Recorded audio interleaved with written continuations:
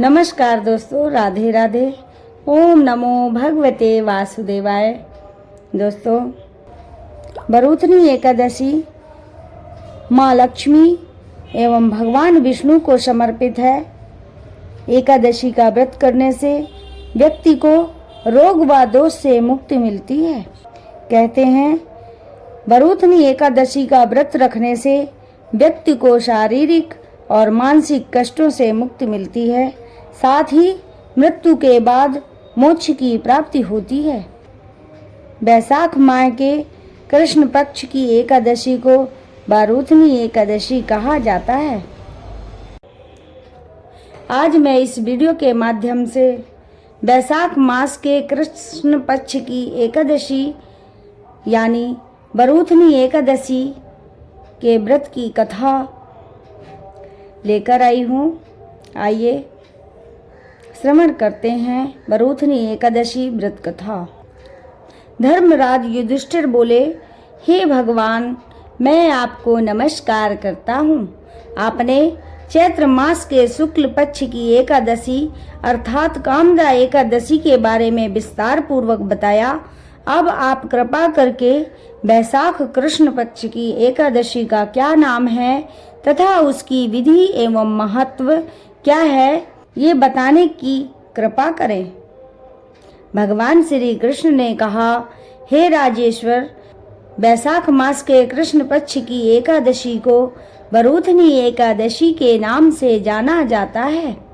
यह सौभाग्य देने वाली, सब पापों को नष्ट करने वाली तथा अंत में मोक्ष देने वाली है। इसकी महात्म्य कथा आपसे कहता हूँ।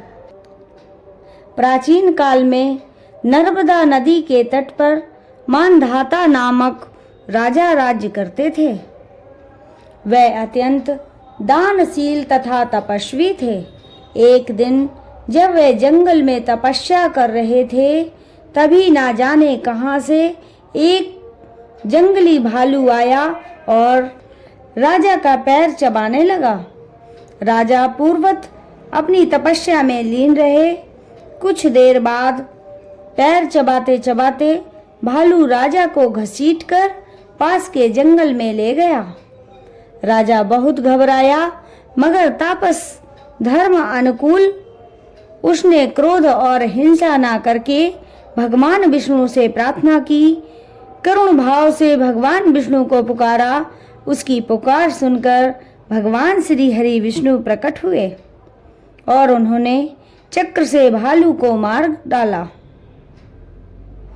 राजा का पैर भालू पहले ही खा चुका था। इससे राजा बहुत ही शोकाकुल हुए।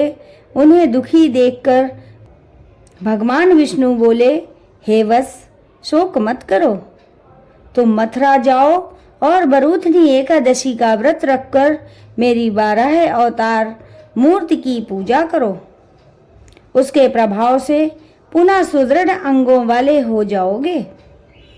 इस भालू ने तुम्हें जो काटा है वह तुम्हारे पूर्व जन्म का अपराध है। भगवान की आज्ञा मानकर राजा मानधाता ने मथुरा जाकर श्रद्धा पूर्वक बरूथनी एकादशी का व्रत किया।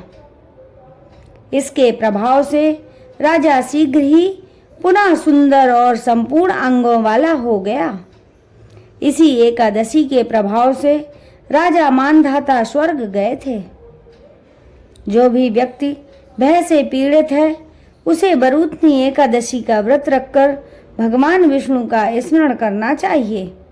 इस व्रत को करने से समस्त पापों का नाश होकर मोक्ष मिलता है।